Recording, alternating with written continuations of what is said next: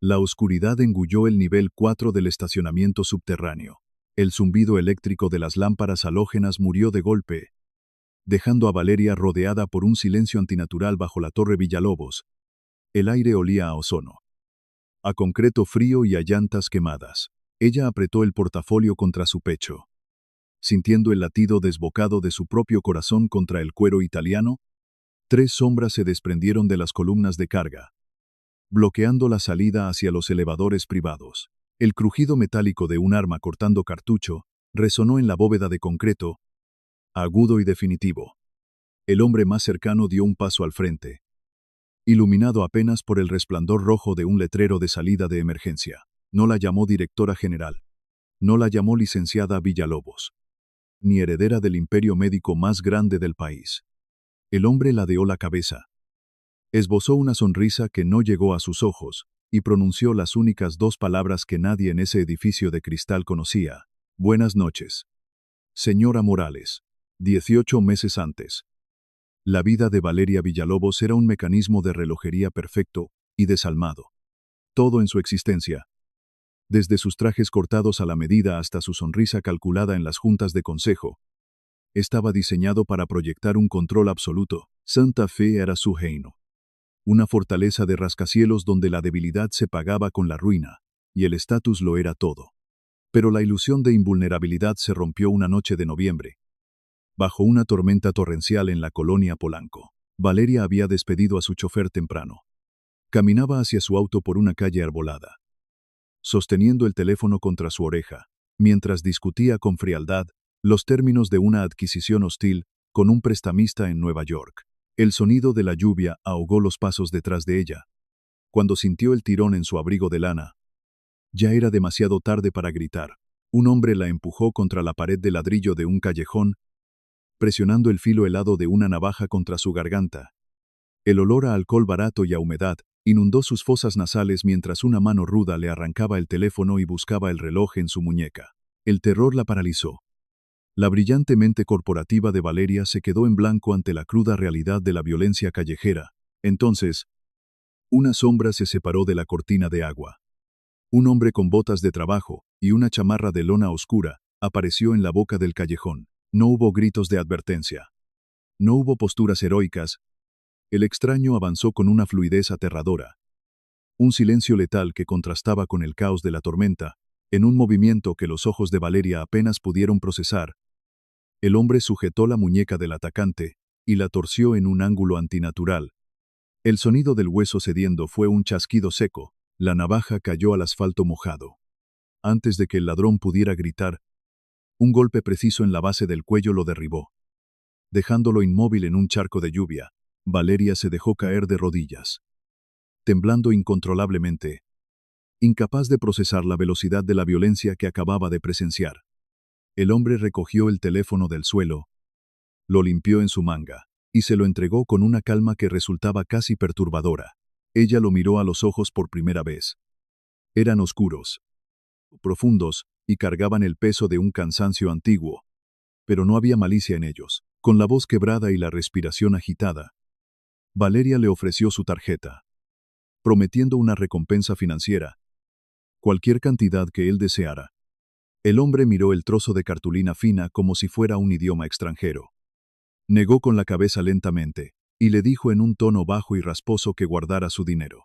Se dio la vuelta y desapareció en la lluvia, dejándola sola con su respiración entrecortada y un nombre bordado en el pecho de aquella chamarra gastada.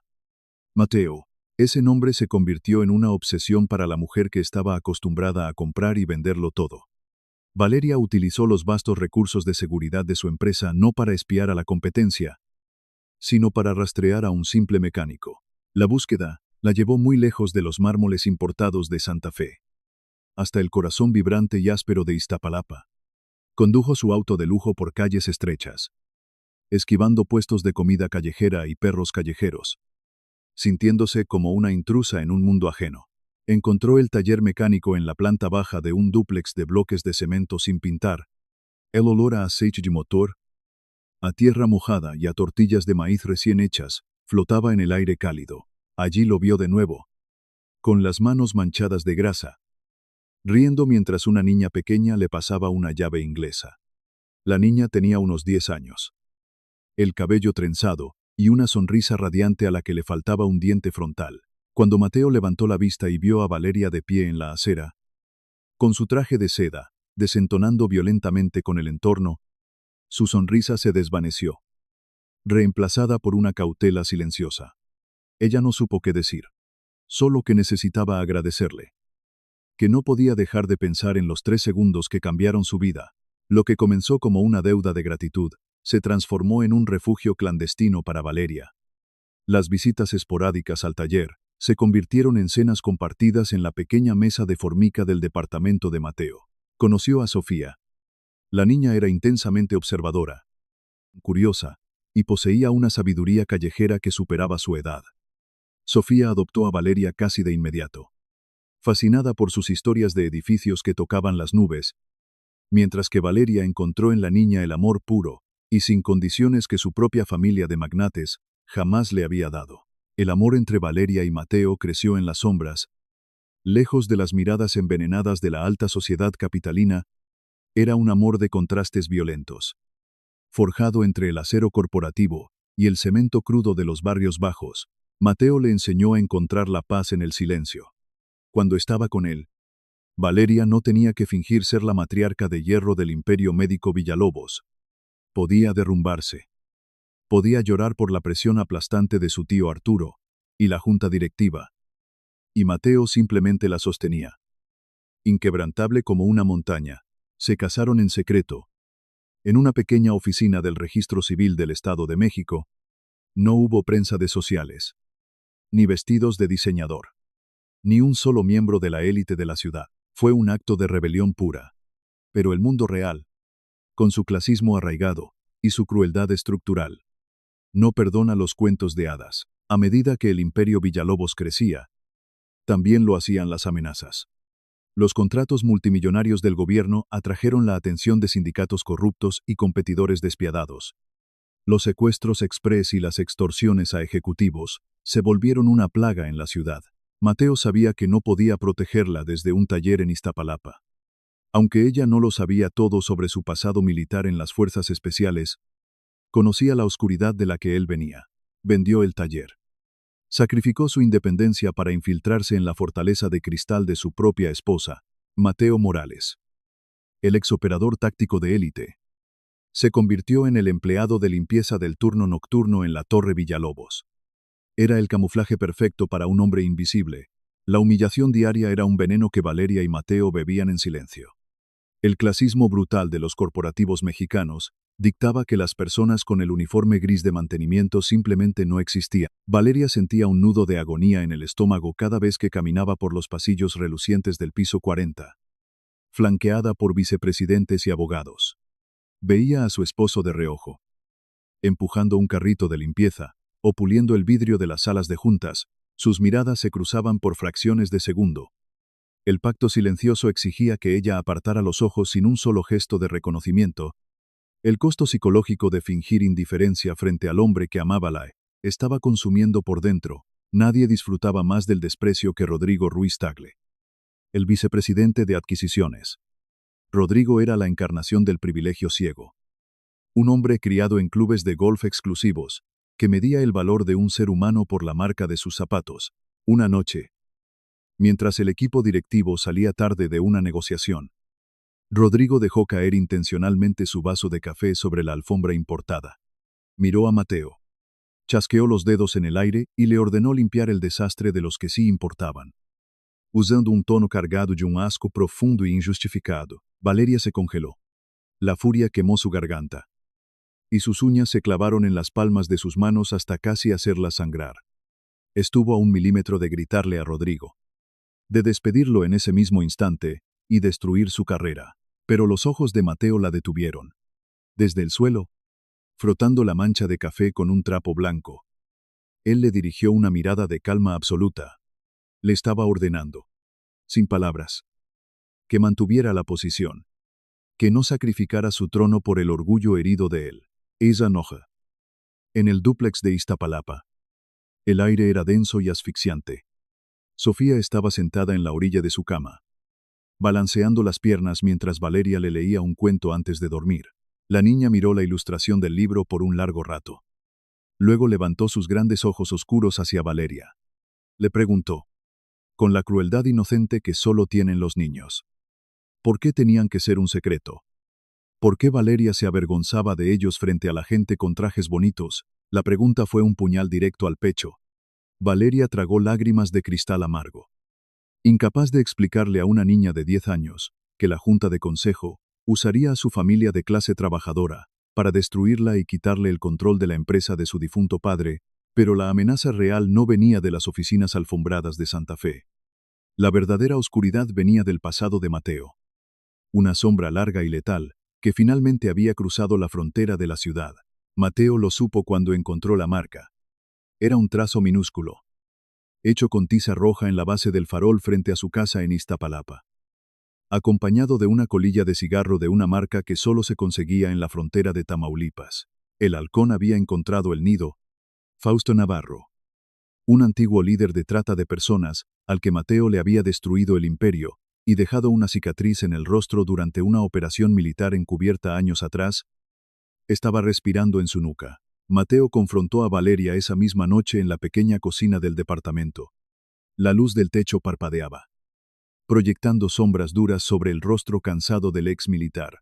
Le exigió que aumentara la seguridad personal, que le permitiera intervenir, que terminaran con la farsa del conserje para poder protegerla abiertamente como su esposo.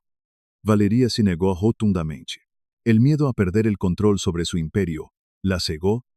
Le recordó que si se descubría su matrimonio con un empleado de mantenimiento, su tío Arturo, el presidente emérito, convocaría una junta extraordinaria para destituirla por incapacidad moral y dañar la imagen de la empresa.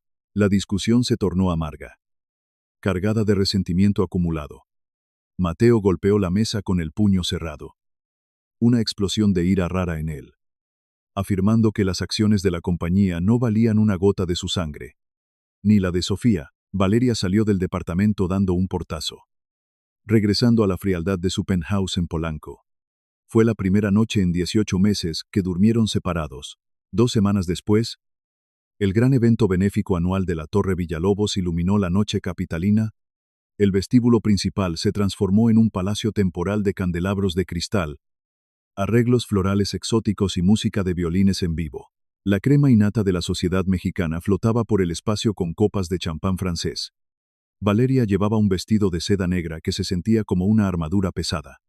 Su tío Arturo caminaba a su lado, presumiendo las cifras récord de ganancias del último trimestre a un grupo de senadores, en la periferia de la brillante celebración, casi invisible en la penumbra de los pasillos de servicio. Mateo esperaba. Su uniforme gris oscuro lo mimetizaba con las sombras, pero sus ojos escaneaban obsesivamente a los invitados. Buscando el menor indicio de una amenaza de Fausto, el alcohol fluía libremente, soltando las lenguas y aflojando los modales de la élite. Rodrigo Ruiz Tagle estaba rodeado por un grupo de inversionistas extranjeros cerca de la fuente decorativa. Su risa era ruidosa, arrogante y estaba teñida por el exceso de licor. Al girar para tomar otra copa de una bandeja, Rodrigo tropezó torpemente. El vino tinto salpicó el piso de mármol blanco italiano, manchando la piedra impoluta frente a decenas de invitados. Rodrigo no se disculpó. En cambio, su mirada buscó a la figura más baja en la cadena alimenticia del edificio. Encontró a Mateo en el corredor adyacente, con un silbido corto y agudo, como si llamara a un perro callejero. Rodrigo le ordenó a Mateo que trajera su trapeador. El murmullo de la multitud se apagó. El silencio se apoderó de esa sección de la fiesta. Mateo se acercó lentamente, con el rostro convertido en una máscara impenetrable de piedra. Tomó un paño de su carrito y se agachó para limpiar la mancha oscura a los pies del vicepresidente, Rodrigo. Buscando impresionar a su audiencia, dio un paso al frente, pisando deliberadamente el borde del paño húmedo y bloqueando el movimiento de Mateo. Le dijo, con una sonrisa maliciosa, que tallara más fuerte, que para eso le pagaban. Para quitar la mugre que dejaban los dueños del mundo. Valeria estaba a solo 10 metros de distancia. Sintió que el oxígeno abandonaba la habitación. Su tío Arturo la tomó suavemente del codo. Una presión firme que le recordaba todas las reglas no escritas del poder corporativo que estaba obligada a obedecer. Defender al conserje significaba exponer la conexión. Exponer la conexión significaba el fin de su reinado en Villalobos. Valeria se quedó allí. Paralizada como una estatua de hielo, Mateo levantó la vista lentamente desde el suelo. No miró a Rodrigo. Sus ojos encontraron directamente los de Valeria a través de la multitud vestida de gala. En esa mirada no había enojo, ni súplica. Había una aceptación serena y devastadora. Él entendía el juego y estaba dispuesto a tragarse su orgullo entero por ella. El silencio de Valeria dolió mucho más que cualquier insulto de Rodrigo. Ella desvió la mirada hacia el suelo, sintiendo que algo fundamental se rompía dentro de su alma. Una traición a todo lo que era real en su vida, a cambio del brillo superficial de ese salón. Una hora después, cuando los invitados comenzaban a retirarse hacia sus vehículos blindados, el jefe de seguridad de la torre se acercó a Valeria. Héctor Suárez era un hombre corpulento, de traje oscuro y mirada evasiva. Un mercenario contratado recientemente por recomendación directa de Rodrigo. Héctor le susurró al oído que había un problema grave de filtración en el archivo muerto del nivel subterráneo 4, justo al lado del estacionamiento de directores. Le dijo que necesitaban su huella digital para acceder y salvar los documentos legales de la auditoría. Valeria, exhausta emocionalmente y desesperada por escapar del ruido de la fiesta, no cuestionó la orden. Asintió. Le dijo a Camila, la directora jurídica, que la esperara en el vestíbulo, y siguió al jefe de seguridad hacia los elevadores privados. En el nivel de servicio, Mateo empujaba su carro de limpieza hacia el montacargas. Su instinto táctico, afilado por años en zonas de guerra, nunca descansaba. Notó la anomalía en el pasillo de seguridad de los monitores. Dos de los guardias del turno de Héctor abandonaron sus puestos sin justificación. Luego, vio al propio Héctor caminando apresuradamente, guiando a Valeria hacia el elevador que bajaba a las catacumbas del edificio. El detalle clave golpeó la mente de Mateo como un relámpago. A Héctor le faltaba el auricular de comunicación por radio. El protocolo exigía que el jefe de seguridad jamás se desconectara durante un evento de alto nivel, a menos que estuviera operando fuera de la red de la empresa. Un sudor frío empapó la espalda de Mateo. Recordó la marca de tiza en Iztapalapa. Fausto no había venido por él. Había venido por lo único en el mundo que podía doblegarlo. Mateo soltó el carrito de limpieza, que chocó con un ruido sordo contra la pared de mármol. No esperó al elevador. Corrió hacia las puertas de las escaleras de emergencia. Inició el descenso de 5 pisos a una velocidad suicida. Sus botas golpeaban los escalones de concreto con una furia rítmica. Saltaba los descansos de 3 en 3. Su respiración rasgando el aire quieto de la escalera. El entrenamiento militar se apoderó de cada fibra de su cuerpo, bloqueando el dolor, bloqueando el pánico. Solo existía la misión. Solo existía ella. Empujó la pesada puerta de metal del nivel subterráneo 4 con el hombro, saliendo a la oscuridad del estacionamiento justo cuando las luces de emergencia parpadeaban. El chirrido ensordecedor de los neumáticos resonó en el eco del garaje. Una camioneta negra sin placas aceleraba violentamente hacia la rampa de salida. Mateo corrió tras ella, sus pulmones quemando. 3 segundos. Llegó exactamente 3 segundos tarde. La camioneta desapareció en la rampa. Fundiéndose con la noche tóxica de la ciudad, se detuvo en seco, el pecho subiendo y bajando bruscamente, en el suelo de concreto, iluminada por el tenue brillo de un letrero de salida. Descansaba una cadena de oro rota. Era la cadena que él le había regalado el día de su boda clandestina, la que ella siempre llevaba escondida debajo de sus blusas de diseñador. Mateo se agachó y recogió el metal roto. El eslabón aplastado cortó su piel, pero no sintió nada. Una quietud sepulcral se apoderó de él. Una calma que era mucho más aterradora que cualquier grito de rabia. El sonido de unas botas arrastrándose a sus espaldas lo hizo girar.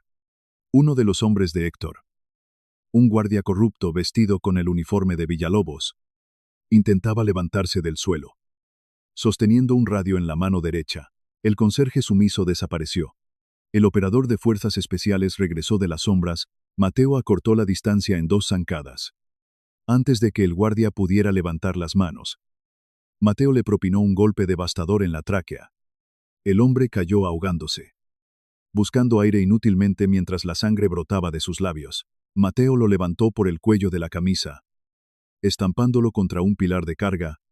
Sus ojos, antes llenos de calidez y paciencia, eran ahora dos pozos de violencia pura. Apretó el agarre, ignorando los ruidos guturales del mercenario.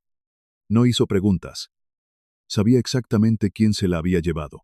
El sonido de los zapatos de tacón resonó en la rampa.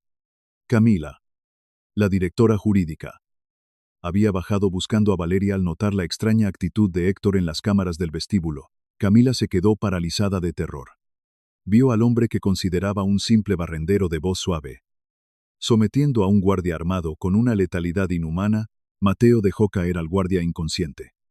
Se volvió hacia Camila, ajustando el reloj en su muñeca con movimientos precisos y mecánicos.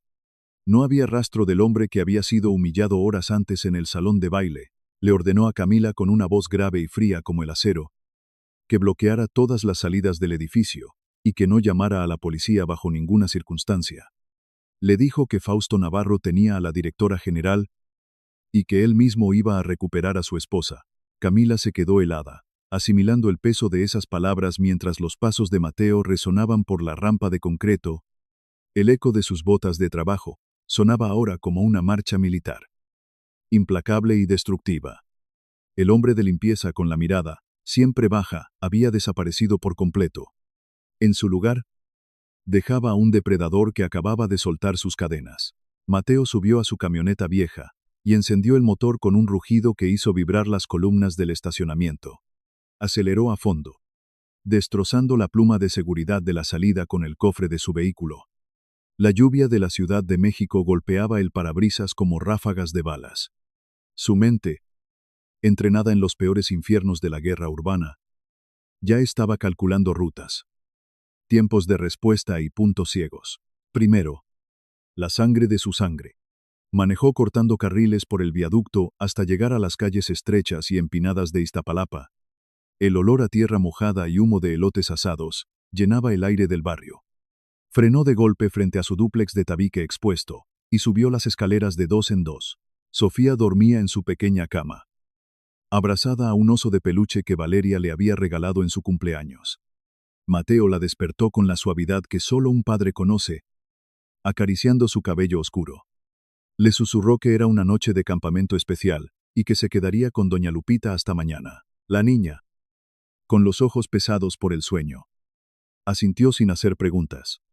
Sabía que el tono de su padre no admitía negociaciones.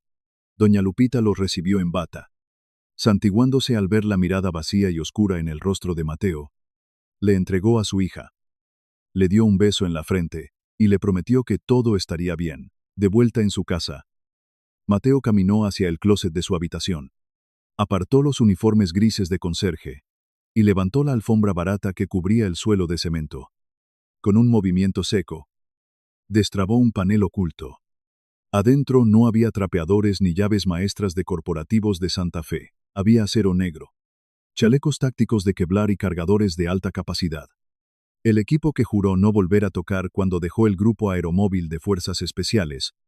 Sacó un teléfono satelital encriptado y marcó un número de 12 dígitos que no estaba en ninguna agenda pública.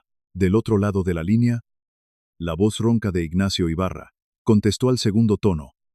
Ignacio había sido su operador táctico en las montañas de Tamaulipas. Mateo no saludó. Simplemente dio una coordenada y un nombre.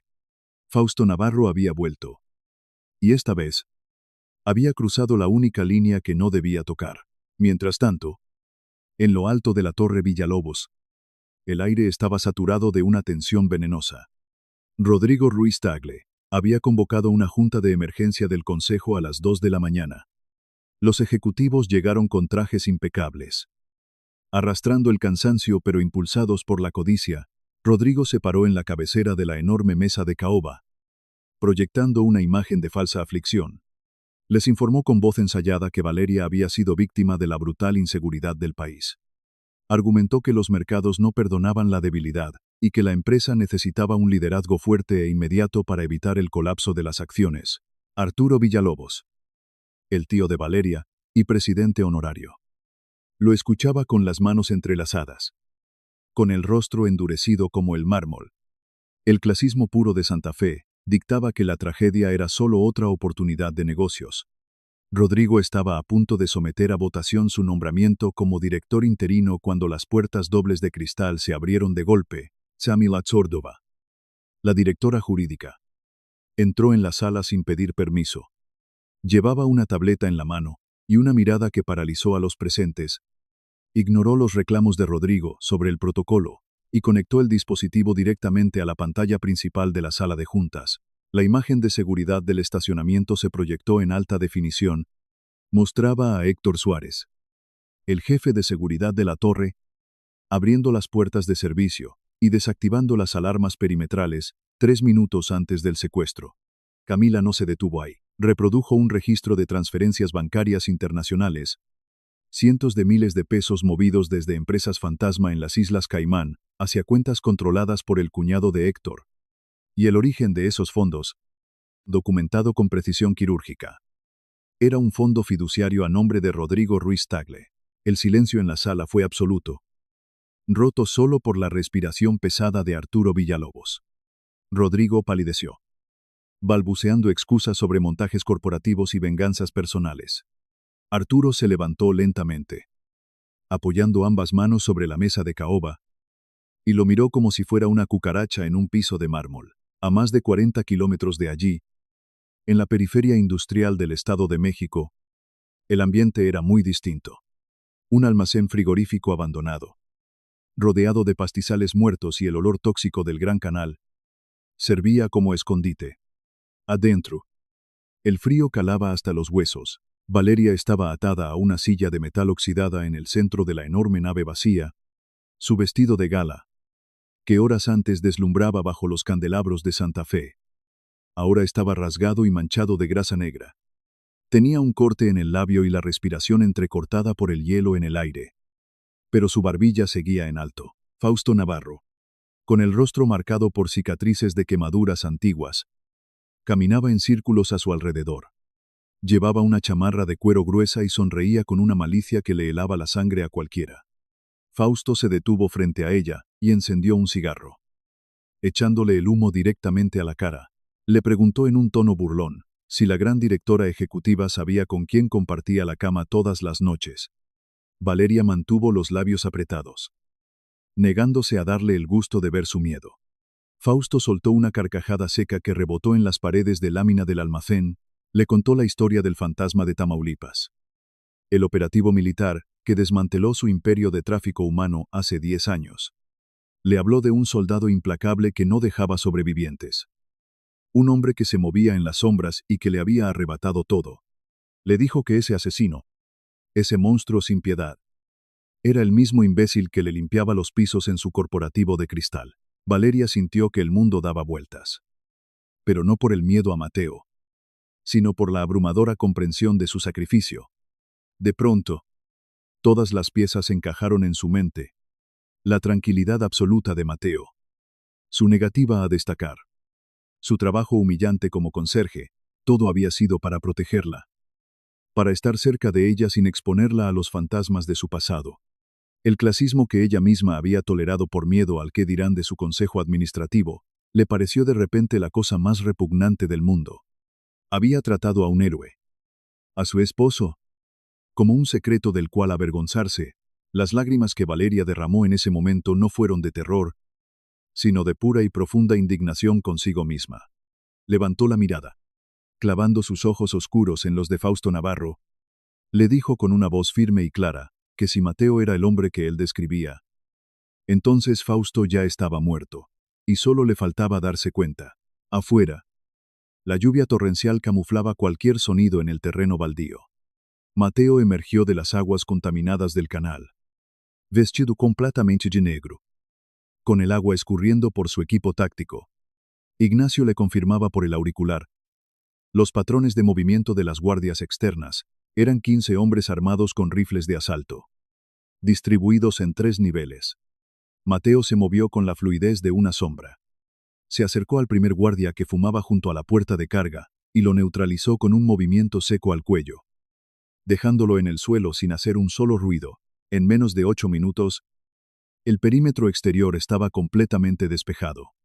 Mateo ingresó por los ductos de ventilación del viejo sistema de refrigeración. Moviéndose por encima de la nave principal, abajo, vio a Héctor Suárez, fumando nervioso junto a dos mercenarios. Vigilando el pasillo de acceso, Mateo cayó desde el techo directamente sobre los mercenarios. A uno lo desarmó antes de que pudiera parpadear, usando el propio impulso del hombre para estrellarlo contra el muro de concreto. Al segundo le propinó un golpe preciso en la mandíbula que lo desconectó al instante. Héctor intentó levantar su arma. Pero Mateo fue más rápido. De una patada destrozó la rodilla del jefe de seguridad, obligándolo a caer al suelo, soltando un grito ahogado. Mateo lo tomó por el cuello de la camisa, levantándolo unos centímetros del suelo con una fuerza aterradora. Héctor escupió sangre y lo miró con odio, llamándolo un simple e insignificante conserje de mierda. Mateo no cambió su expresión. Le susurró al oído que los conserjes están para limpiar la basura. Y con un golpe seco con la empuñadura de su arma, lo dejó inconsciente en un charco de agua sucia. Solo quedaba la sala principal. Fausto Navarro sabía que algo andaba mal porque los reportes por radio habían cesado. Arrastró la silla de Valeria hacia la plataforma de carga trasera, que daba directamente al vacío sobre las aguas negras del canal. Le apuntó a la cabeza con su pistola y sacó un teléfono móvil. Las puertas dobles de metal del almacén se abrieron lentamente. Mateo entró con las manos en alto, sin armas a la vista, caminando a paso lento, pero firme bajo las luces parpadeantes de tungsteno. Fausto sonrió, saboreando el momento de tener al gran fantasma de rodillas. Le arrojó el teléfono móvil a los pies de Mateo. Fausto le gritó que la única forma de que la mujer saliera con vida era si Mateo se pegaba un tiro ahí mismo. Pero antes quería humillarlo. Quería que Valeria viera cómo el gran soldado se rendía como un perro cobarde. Fausto marcó un número en su propio teléfono y lo puso en altavoz, conectándolo a la línea interna del corporativo Villalobos, en directo a la sala de juntas, donde Arturo y Camila aún retenían a Rodrigo. Fausto quería que todo el mundo de cristal de Valeria escuchara cómo su reina moría por culpa de un basurero. Le exigió a Valeria que hablara, que le dijera a su precioso consejo directivo por qué estaba a punto de morir y quién era realmente el hombre que venía a salvarla. Valeria respiró profundo, sintiendo el cañón del arma fría contra su sien. Escuchó la respiración de su tío Arturo y el silencio sepulcral de los ejecutivos al otro lado de la línea. Con una voz que retumbó en las paredes del almacén y en los altavoces de la torre en Santa Fe, Valeria rompió todas sus cadenas mentales. Dijo que el hombre parado frente a ella era Mateo Morales. Y que no era un simple empleado de limpieza ni un secreto. Gritó con todas sus fuerzas que era su esposo. El hombre que amaba. Y que estaba orgullosa de ser su mujer frente al mundo entero. Esa confesión pública, cruda y llena de orgullo, fue la señal que Mateo estaba esperando. Su alma entera se encendió, sabiendo que ya no había sombras donde esconderse. Mateo no dudó un milisegundo más. Con un movimiento casi invisible, sacó un pequeño control remoto de su bolsillo y lo presionó. Ignacio, desde su posición remota, sobrecargó los transformadores del sector. El almacén entero se sumió en una oscuridad absoluta. El pánico se apoderó de Fausto, quien disparó a ciegas hacia donde estaba Mateo. Pero Mateo ya no estaba allí. Con las gafas de visión nocturna activadas, el mundo de Mateo se iluminó en tonos de verde esmeralda. El terreno de combate era suyo de nuevo. Avanzó como un depredador perfecto. Desarmó a los últimos 3 hombres de Fausto en el vacío de la oscuridad, rompiendo huesos y neutralizando amenazas con una brutalidad calculada. Fausto, desesperado, tomó a Valeria del cuello para usarla como escudo. Acercándose al borde del andén de carga, Mateo llegó hasta él. Con un golpe brutal en el nervio del brazo derecho de Fausto, lo obligó a soltar el arma y a Valeria al mismo tiempo. Mateo empujó a su esposa hacia un lugar seguro en el suelo y se abalanzó sobre el secuestrador. La pelea fue visceral. Cuerpo a cuerpo sobre el concreto mojado, Fausto sacó un cuchillo táctico y logró rozar el hombro de Mateo, rasgando el chaleco. Pero la fuerza de Mateo no venía solo del entrenamiento militar. Venía del amor puro y protector de un padre y esposo. Esquivó el siguiente ataque. Tomó el brazo de Fausto y lo dislocó con un crujido sordo. Llevó a Fausto hasta el borde del andén. Sosteniéndolo por el cuello de la chamarra sobre la caída libre hacia las aguas contaminadas, Fausto cerró los ojos, esperando la muerte, sabiendo que el fantasma de Tamaulipas nunca dejaba cabos sueltos, pero Mateo se detuvo. Miró hacia atrás, a la silueta de Valeria que lo observaba en la penumbra. Respiró el aire helado, y tomó una decisión que lo separaba definitivamente de los monstruos que cazaba. Lo jaló hacia atrás. Arrojándolo violentamente contra el piso de concreto, le dijo con voz grave y áspera que prefería verlo podrirse en una celda de máxima seguridad que mancharse las manos de sangre frente a su esposa. Mateo sacó un par de esposas de acero y lo amarró a la barandilla oxidada. Luego caminó hacia Valeria. Se arrodilló frente a ella y cortó sus ataduras con absoluto cuidado. Cuando la luz de emergencia del almacén finalmente parpadeó y se encendió, Valeria no vio a un soldado aterrador. Vio al hombre humilde que le preparaba café por las mañanas.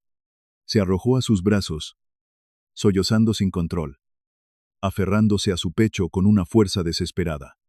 Mateo le besó la frente, susurrándole que el invierno por fin había terminado. 2 días después, el escándalo consumía a la Ciudad de México. Las noticias no hablaban de otra cosa.